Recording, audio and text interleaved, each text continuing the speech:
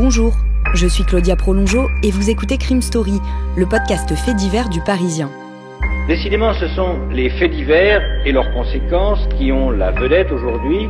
Des restes humains ont été retrouvés sur la propriété. Le préfet de la région Corse a été assassiné de plusieurs balles dans la tête ce soir. Un couple et ses 4 enfants ont donc disparu. L'enquête s'oriente aujourd'hui vers un geste criminel. Chaque semaine, je vous raconte une grande affaire criminelle en m'appuyant sur l'expertise du chef du service police-justice du Parisien, Damien Delseny. Bonjour Damien. Bonjour Claudia. Aujourd'hui dans Crime Story, Sarkozy et mon gros loup, l'incroyable histoire d'un chantage. Des lettres anonymes menaçantes, des messages codés, des engins explosifs déposés sous les voies SNCF. Le dossier AZF est digne d'un roman d'espionnage, sauf que tout est vrai, jusqu'au dénouement aussi déroutant que l'affaire elle-même. Mercredi 3 mars 2004. La une de la Dépêche du Midi fait l'effet d'une bombe. En photo, un train qui défile à toute vitesse. En titre, menace d'attentat sur le Toulouse-Paris. Et en sous-titre, exclusif, un groupe exige une rançon de 6 millions d'euros. C'est ainsi que ce journal local, diffusé dans le sud-ouest de la France, brise un secret que l'ensemble de la presse française tenait depuis des mois. De nombreuses questions ce soir autour d'une menace d'attentat contre des trains en France. Un groupe mystérieux baptisé AZF affirme avoir posé des bombes sur des voies de chemin de fer. Depuis hier matin, près de 10 000 cheminots ont inspecté les voies, comme ici à Poitiers. Pas de traces sur les rails, pas de traces non plus dans les petites annonces de Libération ce matin. Tout commence 4 mois plus tôt, en décembre 2003. Et pour bien comprendre l'histoire, il faut préciser le contexte politique en France à ce moment-là. Jacques Chirac est président de la République. Jean-Pierre Raffarin, Premier ministre. Nicolas Sarkozy, ministre de l'Intérieur, assez jeune pour le poste, 48 ans, veut faire de la sécurité sa priorité. Au cours de l'année 2003, il a obtenu le vote de la loi pour la sécurité intérieure.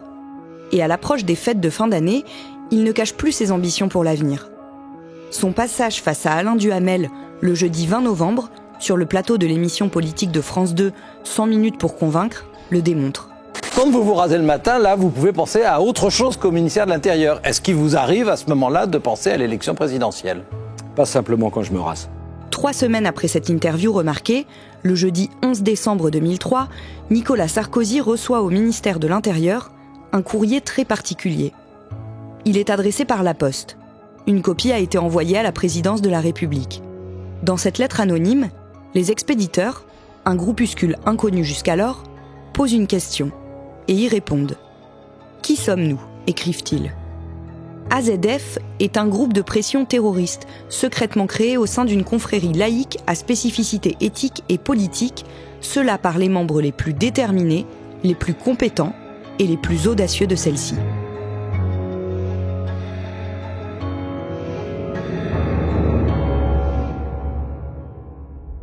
Alors tout d'abord, Damien, ce nom de groupe, AZF, est une référence à un accident industriel survenu 3 ans plus tôt. Oui, le 21 septembre 2001 exactement, une explosion a lieu au sein de l'usine AZF de Toulouse. Cette société produit alors des engrais. La catastrophe a coûté la vie à 31 personnes et reste un traumatisme local encore présent aujourd'hui à Toulouse, mais aussi en France. Les auteurs de la lettre dénoncent entre autres une économie dévoyée, des policiers davantage occupés d'eux-mêmes que de l'État et un appareil médiatique complice. Oui, la lettre annonce d'abord que le groupe AZF, qui se qualifie lui-même, on l'a dit, comme un groupe de pression à caractère terroriste au sein d'une confrérie laïque, va, je cite, prochainement entrer en scène. La suite du courrier est effectivement une succession de critiques contre l'État qui est même qualifié de totalitaire et s'achève quand même par une menace. Le groupe indique avoir des exigences financières circonstanciées qu'il formulera en temps utile. C'est une lettre qui a un caractère quand même assez confus. Alors, les revendications ne sont pas claires. Disons-le, le contenu de ce courrier laisse plutôt penser qu'il est l'œuvre d'un illuminé ou d'un petit groupe de farfelus. C'est la raison pour laquelle elle n'inquiète pas de prime abord la police qui, dans un premier temps, va la classer parmi les dizaines de courriers de menaces sans lendemain que reçoivent les services de l'État chaque semaine. Le jeudi 29 janvier 2004, après 1 mois et demi de silence, le mystérieux groupe AZF revient à la charge. Toujours par courrier, le groupuscule explique qu'il n'était pas prêt jusqu'à maintenant et qu'il va très rapidement entrer dans sa phase active, annonçant qu'il est, je cite, « capable de se livrer au chantage le plus machiavélique ». Une menace qui va être explicitée dans la lettre suivante.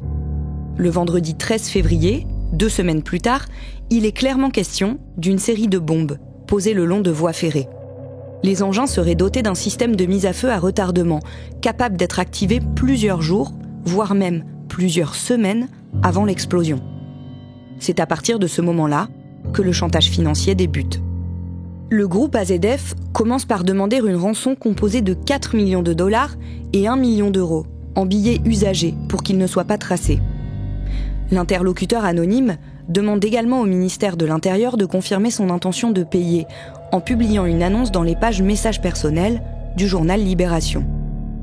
Le mardi 17 février, aucune annonce de la sorte n'est parue. Alors le groupe renchérit et met la pression. Une nouvelle lettre arrive au ministère de l'Intérieur pour exiger une réponse. Pendant ce temps, le parquet de Paris est alerté et une information judiciaire est ouverte pour association de malfaiteurs en relation avec une menace terroriste. Les juges antiterroristes Jean-Louis Bruguière et Philippe Coire sont chargés de l'enquête. Le jeudi 19 février, la volonté des chanteurs est partiellement exaucée. Une annonce paraît dans le journal Libération.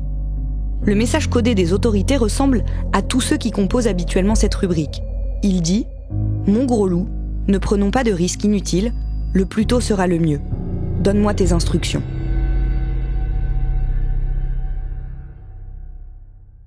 Damien, le texte n'est évidemment pas celui du ministère de l'Intérieur. Non, en fait, la police, les autorités n'ont fait que retranscrire ce qui leur était demandé comme signal par le fameux groupe AZF. Et ça fonctionne puisque dès le lendemain, une nouvelle lettre arrive. Ce courrier est comme une réponse à l'échange qui a débuté entre les terroristes et le ministère. Oui, et pourtant, le groupe terroriste ne semble pas vraiment apaisé par cette petite annonce. Au contraire, les maîtres chanteurs font monter la pression et donnent aux enquêteurs des coordonnées GPS de l'endroit où ils pourront trouver une bombe.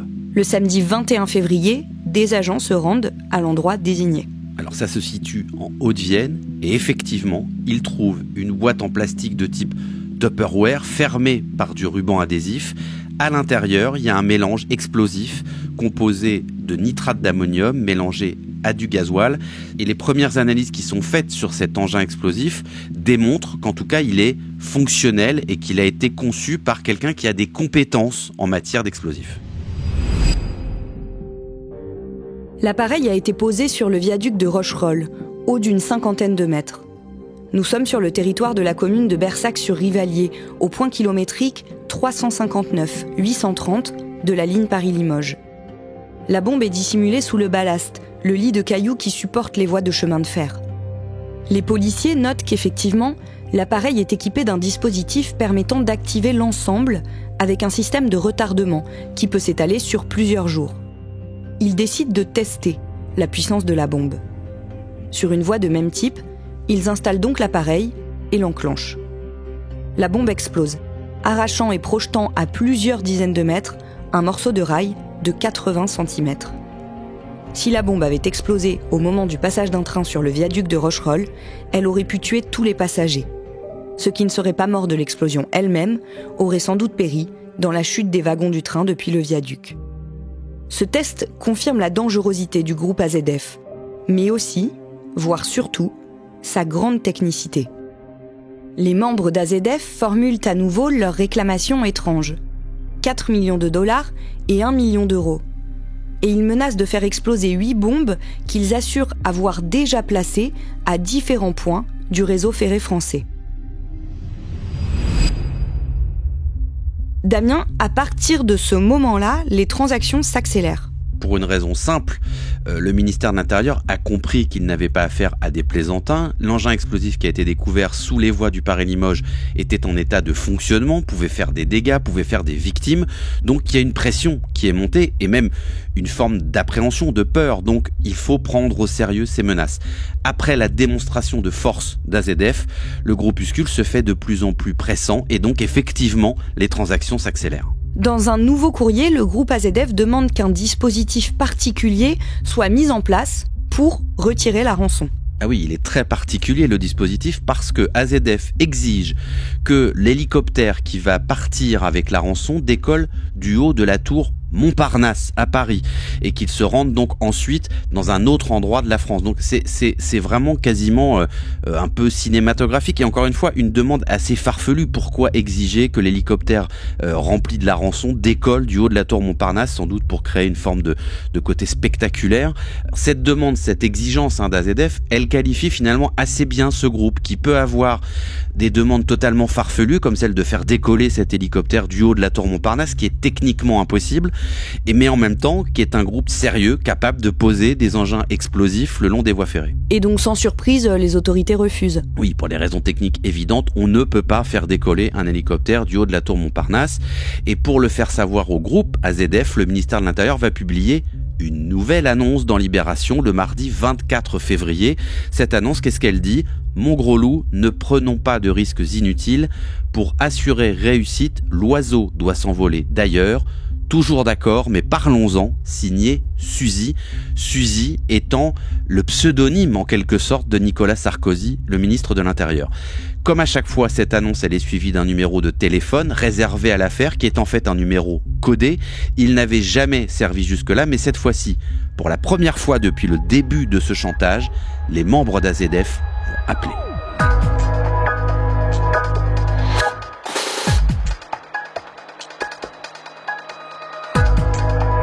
Vous venez d'écouter le premier épisode de Crime Story, Sarkozy et mon gros loup, l'incroyable histoire d'un chantage. Suite et fin de ce podcast dans le 2e épisode, déjà disponible sur toutes les plateformes d'écoute et sur le site leparisien.fr. Crime Story est le podcast fait divers du Parisien.